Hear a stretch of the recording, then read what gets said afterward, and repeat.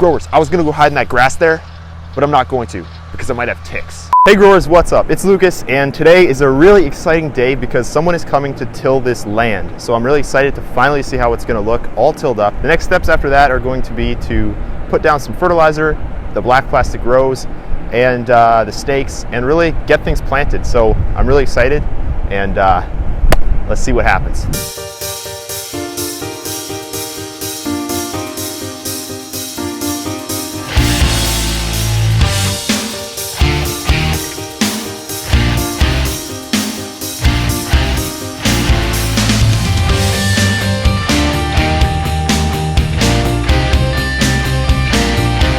So I got someone tilling my land right now. It's looking really good. He's on his second pass going orthogonally, and so far so good. So I'm really excited to see the finished product. So growers, just a reminder, this is a half acre. So it's 147 by 147 feet.